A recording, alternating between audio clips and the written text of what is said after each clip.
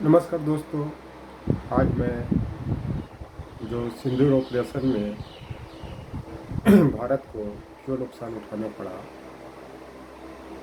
इसी का मैं विश्लेषण कर रहा हूँ। तो पहली बार CDS chief defence staff Anil Chauhan ने सिंगापुर में जो सांगरी ला में विकसित देशों के साथ जो रक्षा पर विचार विमर्श करने के लिए एक सभा का जो आयोजन किया गया था, उसमें उन्होंने स्वीकार किया कि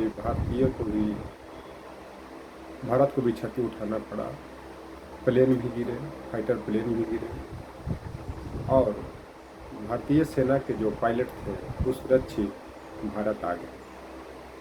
लेकिन इसके पहले तरह तरह के बयान दिया जा रहा था और ख़ास करके प्रधानमंत्री के द्वारा कि भारत को कोई भी नुकसान नहीं हुआ है, भारत पूरी तरह सुरक्षित है। लेकिन ये सामान्य सी बात है कि जब दो देश में युद्ध शुरू होता है तो दोनों देशों को नुकसान उठाना पड़ता है, किसी को कम किसी को ज़्यादा। जैसा आपने रूस यूक्रेन युद्ध में भी देखा कि यूक्रेन को भी तो ज़्यादा क्षति हुई, लेकिन रूस को भी बहुत बड़े पैमाने पर क्षति हो रही। तो शायद प्रधानमंत्री ऑपरेशन सिंदूर के पहले अगर जगह जगह पर यह नहीं बोलते कि आतंकवादी जहाँ भी रहेंगे वहाँ से मैं उसको ढूंढ करके मारूंगा, उसको जिंदा या मुर्दा बरामद करूंगा, तो शायद भारत को इतना नुकसान नहीं उठाना पड़ेगा। क्योंकि पाकिस्तान संभल गया था, अलर्ट भी हो गया था और पूरी तरह से यह मान लिया था कि भारत के साथ हर तरह से मुकाबला करना है।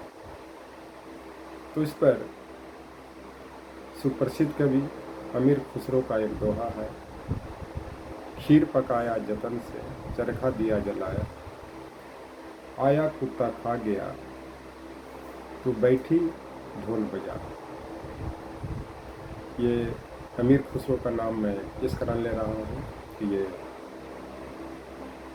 निजामुद्दौला के शिष्य थे, बहुत बड़े विद्वान थे, उत्तर प्रदेश के एटा के रहने वाले थे और हिंदी के पहली कवि माने जाते हैं, फारसी के भी कवि माने जाते हैं, उर्दू के भी कवि माने जाते हैं और साहित्य के क्षेत्र में बहुत इनका योगदान रहा। यहाँ तक भी कहा जाता है कि सितार के आविष्कारक अमीर खुसरो जी। तो इतने बड़े विद्वान ने अगर कोई बात कहा था तब उस समय के संदर्भ में, उस समय के शासक, मूर्ख शासक के संदर्भ में कहा था कि जो मूर्ख शासक होता है वो बनी हुई काम को भी बिगाड़ देता है। क्योंकि चाणक्य ने भी कहा है कि कोई भी शासक को अपनी गुण बातों को छिपा करके रखना चाहिए। अगली बात, मैं क्यों बोलूं कि मैं ये कर दूंगा, आपका काम बोलना चाहिए, आदमी को नहीं बोलना चाहिए। एक और कहावत है कि सांप भी मर जाता है, लाठी भी नहीं गिरता है। लेकिन इनके वक्तव्यों ने भारत को जो नुकसान उठाना पड़ा, इसका जवाबदेही भी इनको लेना चाहिए। क्योंकि पाकिस्तान अपनी तरफ से अंदर तैयारी कर रहा था पहलगाम अटैक के बाद, लेकिन वो कभी नहीं बोला कि मैं भारत पर आक्रमण करूँगा। अगली बात, अगर 22 अप्रैल को जो पहलगाम में 22 अप्रैल 2024 को पहलगाम में घटना घटी जिसमें बड़े पैमाने पर पर्यटक मारे गए, उसमें सेना के भी लोग थे, इंटेलिजेंस ब्यूरो के भी लोग थे। अगर यह कार्रवाई 24 से 25 तारीख के बीच में कर दी जाती तो शायद बहुत बड़े पैमाने पर आतंकवादियों को नेस्तनाबूद किया जा सकता था।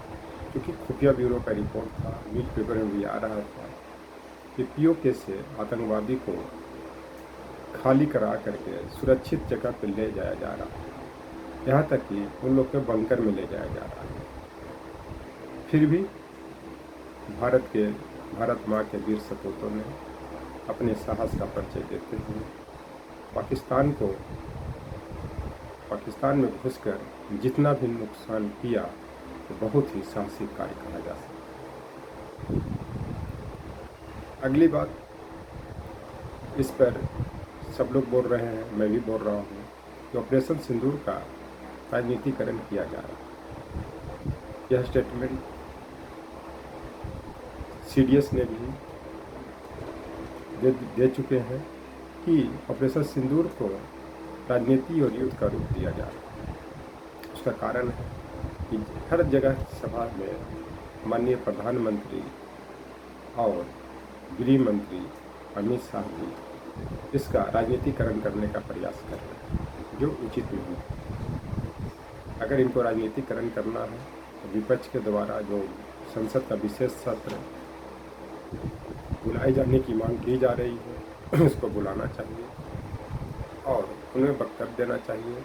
अगर विपक्षी दल इस पे अविश्वास प्रस्ताव भी लाते हैं तो उसका इनका सामना करना चाहिए। हो सकता है ये डर से नहीं ला रहे हैं कि बिहार का जो इलेक्शन है और जिस तरह से नीतीश कुमार जी और बीजेपी के लोकल लीडरों के बीच जो खेला हो रहा है वो किसी से छिपी हुई बात नहीं है। उधर चिराग पासवान जी भी अपना मुख्यमंत्री बनने का ख्वाब देख रहे हैं। इसके कारण ये मोदी जी घबरा रहे हैं कि शायद इनकी सरकार नहीं। अगर इनको लगता है कि मैं संसद में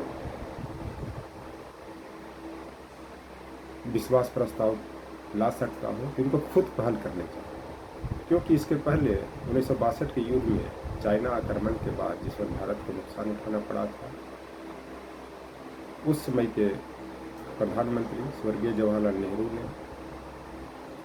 उस समय के जो लीडर थे, जो जनसंघ के स्वर्गीय अटल बिहारी वाजपेयी के कहने पर संसद में अविश्वास प्रस्ताव लाया गया था, लेकिन वो गिर गया। जबकि आज उस समय के 62 के दौर के तुलना में आज का विपक्ष ज़्यादा मजबूत।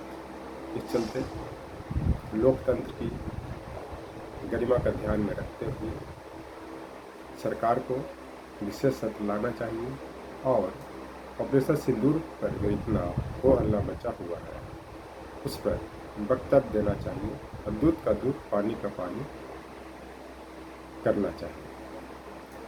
अगली बात, ऑपरेशन सिंदूर में जो नुकसान होने का एक कारण यह भी रहा कि कहीं न कहीं खुफिया तंत्र भी पूरी तरह सफल नहीं हुई, क्योंकि उस समय जब ऑपरेशन सिंदूर का अंजाम दिया गया उसके बाद से बहुत जगह से ISI के जासूस भारत में पकड़े गए, जिसमें आपको खास करके बीजेपी शासित राज्य हरियाणा से ज़्यादा पकड़े गए, यूपी से भी पकड़े गए, मध्य प्रदेश से भी पकड़े गए। ये सब क्या दिखाता? इस तरह से जब कोई घटना घटती है तब इसका अंजाम क्यों दिया जाता है? पहले से क्यों न मजबूती के साथ इसको रखा जाता? तो कहीं न कहीं ये सब जो पहलगाम की घटना हुई, ऑपरेशन सिंदूर में नुकसान हुआ, या तो सेनाओं के बीच में कोऑर्डिनेशन की कमी रही या इंटेलिजेंस ब्यूरो की जो रिपोर्ट थी उसमें कमी रही। और ख़ास करके कमी का कारण ये जो ऑपरेशन सिंदूर के पहले जो प्रधानमंत्री जी के द्वारा मधुबनी में और जगह जगह पर इस तरह के जो स्टेटमेंट दिए गए, उससे पाकिस्तान को सुरक्षित पनाह लेने में आसान हुआ और जिसके कारण उसको चाइना के PA से भी मदद मिली और अमेरिका के शहर से भी उसको मदद मिली, जिसके कारण भारत को नुकसान उठाना पड़ा। थैंक्स।